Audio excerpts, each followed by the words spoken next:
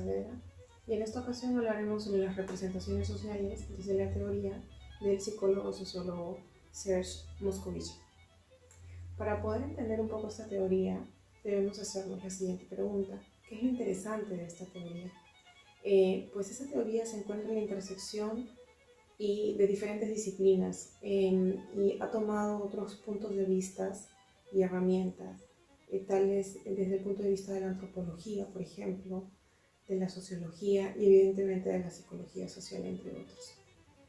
Para ejemplificar la teoría de Moscovici, me he basado en las manifestaciones que se realizaron el día de hoy en todo el país, 12 de noviembre, a la cual pude asistir y pude palpar de cerca y vivir este ejemplo.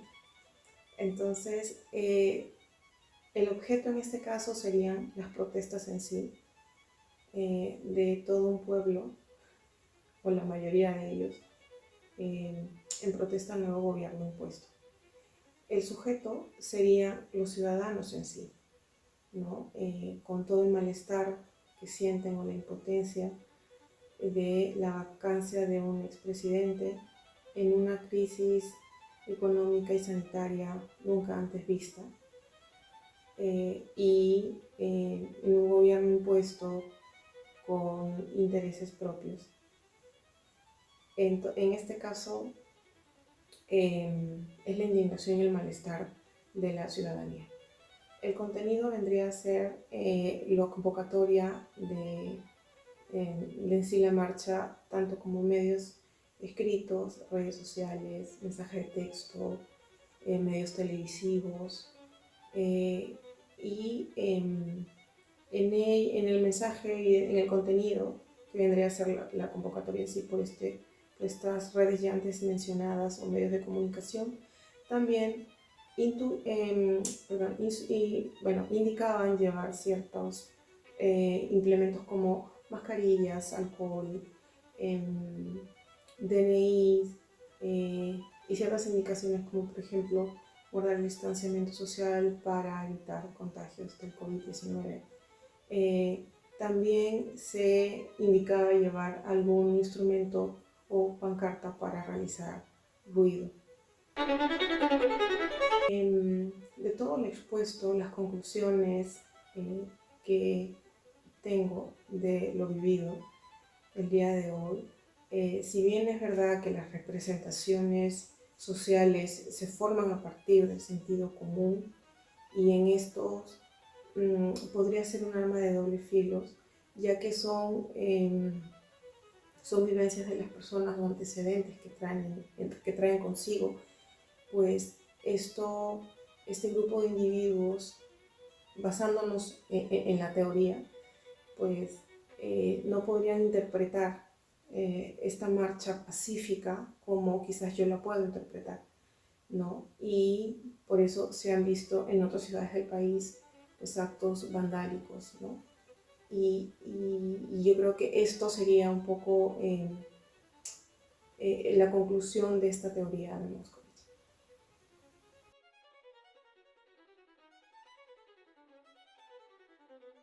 Continuando con nuestras actividades, en esta oportunidad vamos a realizar un ejemplo de percepción social, indicando los factores que influyen cómo vemos a las personas según Morales y su colaborador. En estos momentos vamos a proyectar la imagen que vamos a analizar. Como podemos verificar, esta imagen hace referencia al nuevo presidente Merino de Lama, juramentando con ya la banda presidencial.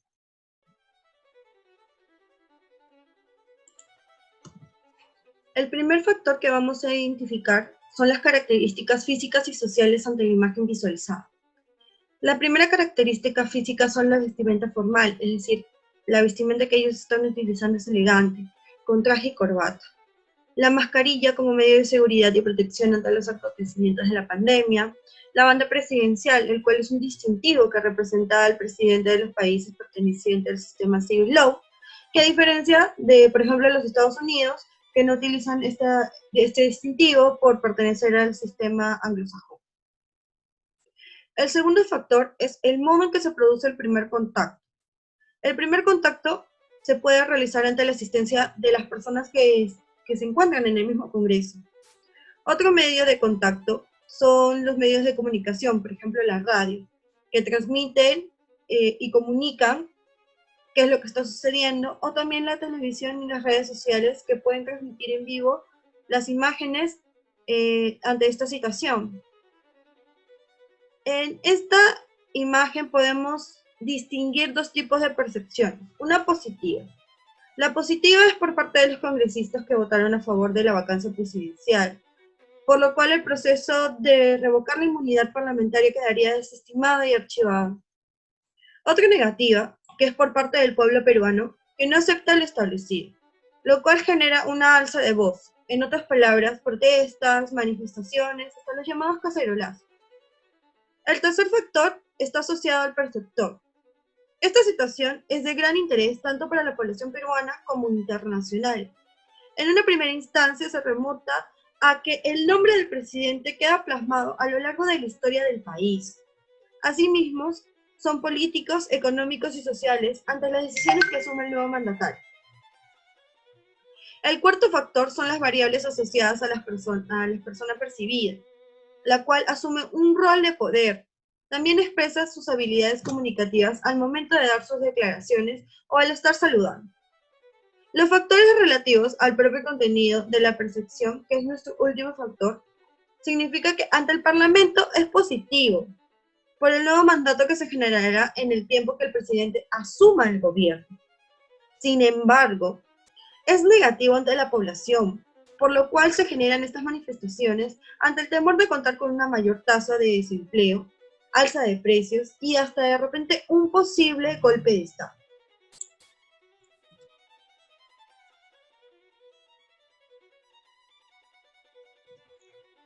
La conclusión que podemos tener es que los seres humanos vivimos en un entorno altamente complejo. Para poder tener una representación relativamente articulada del mundo, es importante que los perceptores desarrollemos nuestras estrategias, que nos permitamos acomodar nuestras capacidades a las diferentes demandas cognitivas, sobrevivir a la presión informativa y conformar una red de apoyo que nos proporcione el necesario ajuste social. Asimismo, el objeto de la psicología de la cognición social es estudiar el modo en que atendemos, interpretamos, analizamos, recordamos y hasta empleamos la información para elaborar juicios y realizar acciones.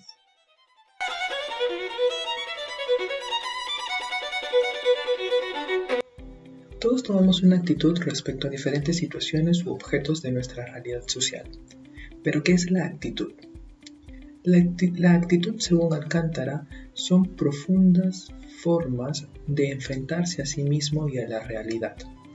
Dicho de otra manera, son formas habituales de pensar, de sentir y de comportarse, que no solamente ordenará, sino determinará la conducta del individuo y su relación con el ambiente.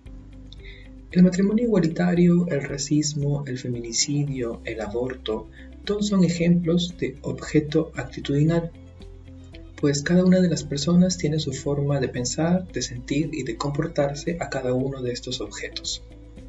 Cuando hablamos de la forma de pensar, estamos haciendo referencia al lado cognitivo de la actitud. Cuando hablamos de los sentimientos y emociones, nos referimos al lado afectivo de la actitud. Finalmente, cuando hablamos de la forma de actuar o de comportarnos, hacemos alusión al lado conductual de la actitud. Vamos a ejemplificar esto para que nos quede un poco más claro. Por ejemplo, la reciente vacancia del presidente Vizcarra es un ejemplo claro de objeto actitudinal y lo vamos a evaluar desde los tres lados. Desde el punto de vista cognitivo, creemos que ha sido un plan orquestado por el Congreso para poner en agenda intereses particulares, como por ejemplo la disolución de la SUNEDU, la posible dilatación de los comicios electorales del 2021 o quizás brindar indultos a personas que no lo merecen. Conocemos también que no es la primera vez que se intentó vacar al presidente y que el Congreso no estaba muy de acuerdo con la forma de gobierno, puesto que frenaba algunos intereses políticos. Opinamos que toda esta situación genera desestabilidad, temor e incertidumbre en la población. Esto quiere decir que nuestros conocimientos, ideas, creencias u opiniones, todo se va a englobar en el lado cognitivo de la actitud. En base a este ejemplo, la carga emocional es negativa y de rechazo. Podemos sentirnos abrumados, impotentes, con ira, frustrados ante esta situación. Todo eso, toda esa carga emocional negativa y de rechazo, hace referencia al lado afectivo de la actitud. Finalmente, los famosos cacerolazos que se vienen dando o salir a las calles a marchar para protestar es la forma en cómo la actitud se manifiesta a través de la conducta. En conclusión, para poder entender ciertas actitudes de las personas, no solamente basta con verlos desde uno de los planos, tenemos que analizarlo desde los tres planos, tanto desde el cognitivo, el afectivo y el conductual. En este ejemplo es claro que si analizamos los tres lados, podemos darnos cuenta por qué el colectivo tiene cierta actitud negativa hacia lo que ha sucedido.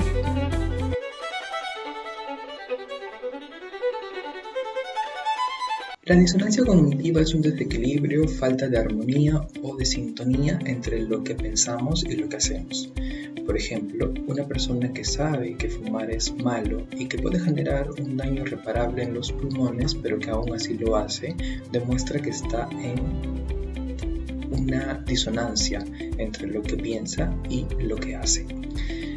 La disonancia cognitiva, como indicaría Festinger, genera una incomodidad psicológica que vamos a intentar calmar a través de nuevas cogniciones. Vamos a tratar de reducir esa disonancia a través de nuevas cogniciones para tratar de lograr la consonancia. Vamos a citar o vamos a ejemplificar esto, ¿no? Imaginemos que yo soy un alumno aplicado que siempre ha obtenido buenas calificaciones en base al estudio y que piensa que copiar o plagiar es un acto desleal y deshonesto. En la semana de exámenes parciales he tenido mucha carga laboral y pudiendo haber programado mi tiempo para poder estudiar con anticipación, no lo he hecho y lo he postergado hasta un día antes del examen. Pero justo ese día donde iba a estudiar tuve mucha más carga laboral, lo que hizo que saliera más tarde de mi trabajo, y mi madre también se accidentó, por lo que tuve que pasar bastante tiempo en el hospital. Evidentemente el día del examen parcial voy a estar angustiado y preocupado porque el examen parcial equivale al 50% del promedio global de ese curso. Entonces le diré a mi mejor amiga que por favor me ayude a copiar o que me pase las respuestas del examen, lo que se traduce como un plagio o una copia. Evidentemente mi forma de actuar en ese momento está en disonancia con mi forma de pensar.